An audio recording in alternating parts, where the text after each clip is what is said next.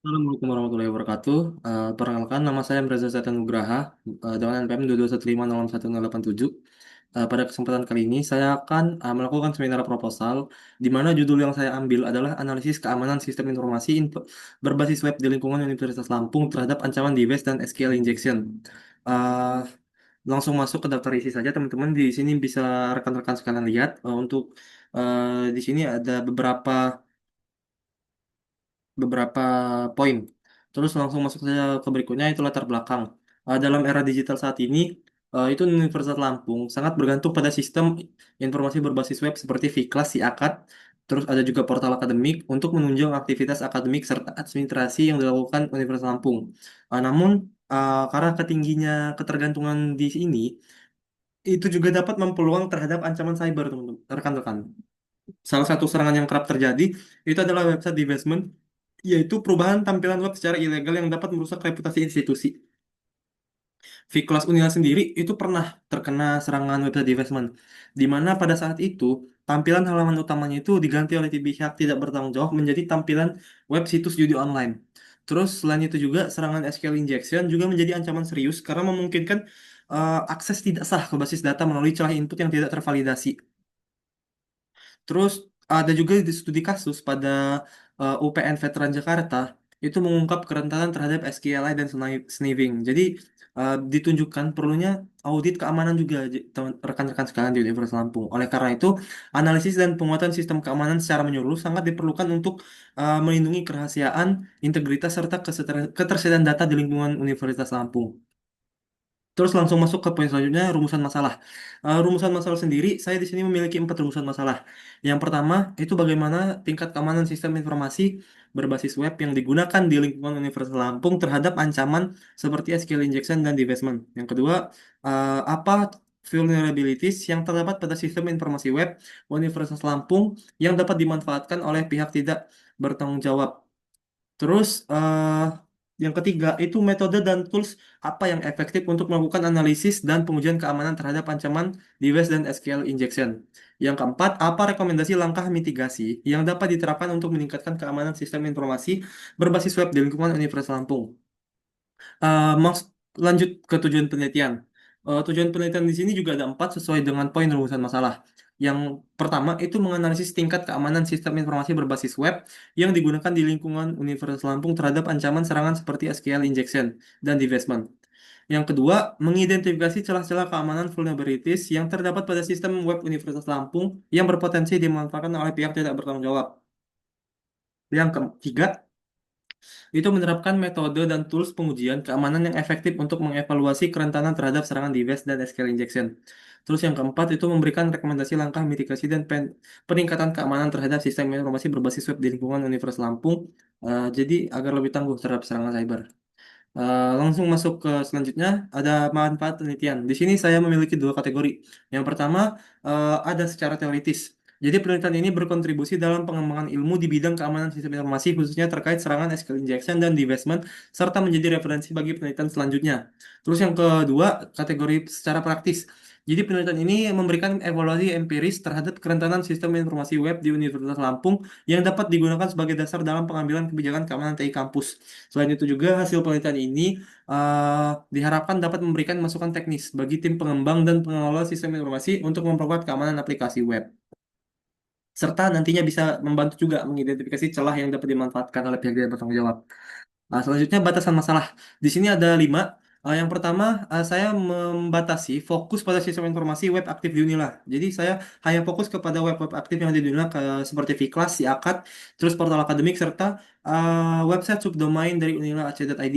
Terus yang kedua, analisis terbatas terhadap 2 ancaman utama, SQL injection dan divestment. Kenapa? Karena uh, seperti yang kita tahu, untuk website divestment ini sendiri merupakan salah satu top 10 dari eh, menurut OASP top 10. Jadi masuk dalam top 10 untuk sel SQL Engine dan Device Manager juga sendiri, dan juga karena alasan rah sering terjadinya website divestment di website-website Universitas Lampung seperti yang saya bilang tadi di Fikras Unila yang baru-baru ini kemarin.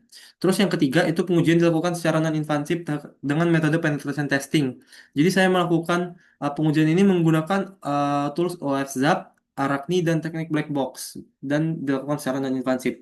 Terus yang keempat tidak mencakup keamanan jaringan internal, server atau kebijakan TI secara keseluruhan. Dan yang kelima rekomendasi hanya berdasarkan temuan teknis dari hasil analisis yang dilakukan.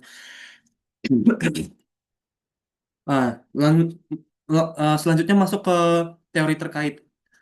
Teori terkait saya memiliki di sini memiliki 5 poin. Yang pertama ada keamanan sistem informasi. Keamanan sistem informasi ini adalah upaya melindungi data, perangkat dan jaringan ancaman internal maupun ancaman dari internal maupun eksternal. Terus tujuannya juga mencakup 3 aspek utama. Yang pertama kerahasiaan, kedua integritas, yang ketiga ketersediaan atau bisa kita sebut CIA triad. Di lingkungan kampus seperti Unila, itu tantangan keamanan ini sering muncul karena akibat konfigurasi sistem yang lemah, rendahnya kesalahan pengguna, serta kurangnya proses audit. Yang kedua, itu ada SQL injection.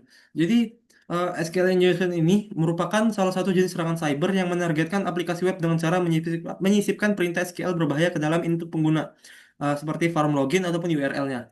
Nah, serangan ini terjadi akibatnya lemah validasi input, sehingga perintah yang dimasukkan pengguna langsung diteruskan ke database tanpa penyaringan. Terus SQL ini juga memungkinkan penyerang itu untuk mengakses terus bisa mengubah juga bisa menghapus data secara ilegal.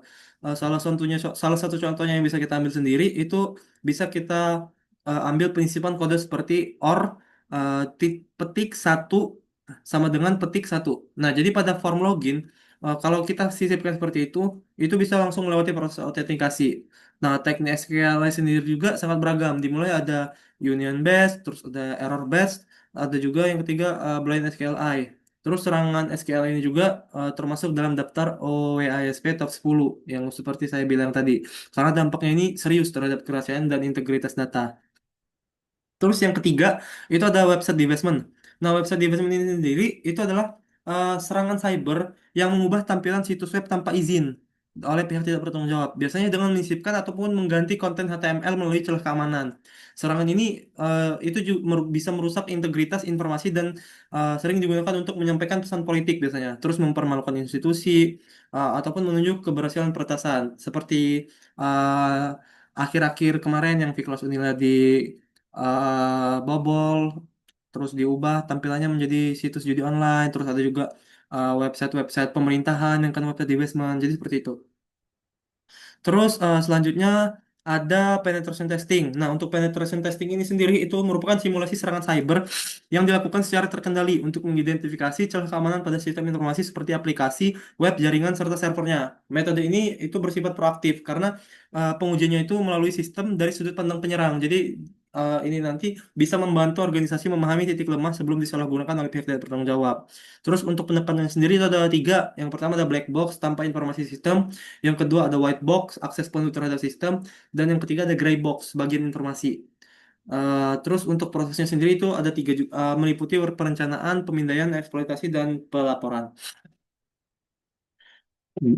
Yang kelima itu tools pengujian. Nah, untuk tools pengujian ataupun yang bisa saya gunakan di sini nantinya itu saya baru membatasi kedua tools populer, teman-teman. Itu ada OSP Zap dan Arachne. Jadi, dua tools ini merupakan tools populer untuk pengujian keamanan aplikasi web yang termasuk dalam kategori Dynamic Application Security Testing ataupun yang bisa kita sebut DEST.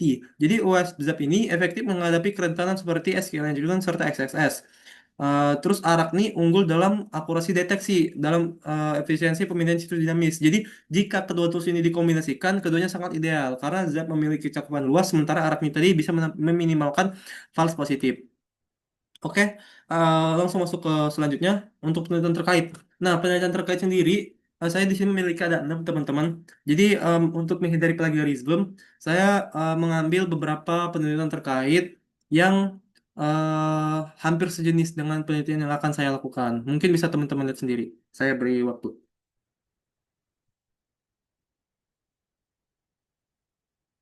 Oke, mungkin langsung masuk selanjutnya. Nah, jadwal penelitian.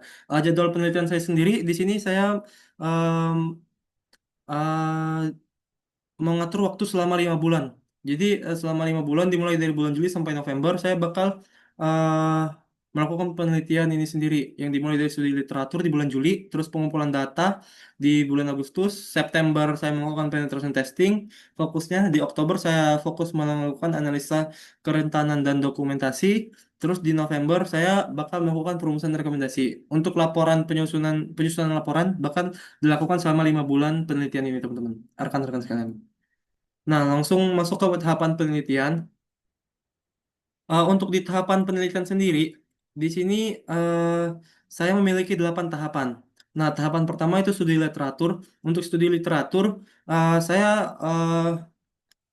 sebelum memulai penelitian bakal melakukan studi literatur demi mendapatkan pemahaman yang mendalam mengenai konsep-konsep dasar terkait keamanan sistem informasi, khususnya ancaman SQL injection dan website divestment sesuai dengan judul saya. Lalu masuk ke identifikasi sistem web. Setelah saya memahami teori mendasar, saya bakal melakukan identifikasi terhadap sistem informasi berbasis web yang digunakan di lingkungan Universitas Lampung, eh, seperti Viklas, Siakadu, portal akademik, serta sistem web lainnya yang dapat diakses oleh publik ataupun menunjang aktivitas akademik dan administrasi Universitas Lampung. Yang ketiga itu pengumpulan atau akuisisi data. Untuk akuisisi data sendiri ini mencakup pengumpulan informasi mengenai struktur, parameter input, serta mekanisme keamanan dasar pada sistem web yang telah diidentifikasi. Data ini bisa saya peroleh melalui observasi langsung terhadap antarmuka pengguna, analisis HTML ataupun JavaScript, serta pencatatan interaksi klien dan servernya. Terus yang keempat itu penentuan tools dan metode uji. Untuk penentuan tools dan metode uji sendiri, di sini saya mau mengambil dua tools utama, yaitu OWASP dan ARADMI yang digunakan untuk menguji potensi divestment ataupun manipulasi konten visual pada halaman web, serta menguji kerentanan terhadap SQL injection. Metode pengujian sendiri saya mengacu pada black box testing ataupun atau yang bisa diartikan tidak mengetahui informasi tentang web-web yang berkaitan.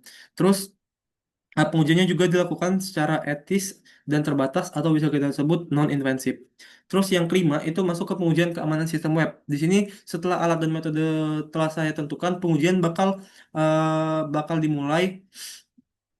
Setiap web-web yang telah diambil tadi bakal dilakukan potensi eksploitasi input ataupun manipulasi URL serta berbagi skenario serangan yang umum terjadi. Pengujiannya ini biasanya dilakukan dengan memperhatikan parameter yang rawan kayak formulir login, pencarian data ataupun user query-nya. Terus yang keenam, saya bakal melaksanakan analisis kerentanan. Terus data hasil pengujian ini bakal dianalisis untuk mengidentifikasi jenis sumber dan tingkat keparahannya. Terus yang ke 7 bakal melaksanakan penyusunan rekomendasi setelah semua proses yang tadinya sudah saya lakukan. Saya bakal melakukan susunan melaksanakan menyusun rekomendasi yang bersifat teknis dan strategis untuk meningkatkan keamanan sistem Universitas Lampung sendiri. Terus yang kedelapan itu penyusunan laporan penelitian. Di sini seperti yang kita tahu, semua penelitian yang saya lakukan tadi bakal saya susun secara menyeluruh melalui temuan, analisis, serta rekomendasi ke dalam bentuk laporan penelitian ini nantinya, teman-teman. Mungkin sekian yang bisa saya sampaikan. Saya mohon maaf bila ada salah kata. Saya mohon maaf atas kurangnya dalam cara penyampaian. Saya akhiri. Wassalamualaikum warahmatullahi wabarakatuh.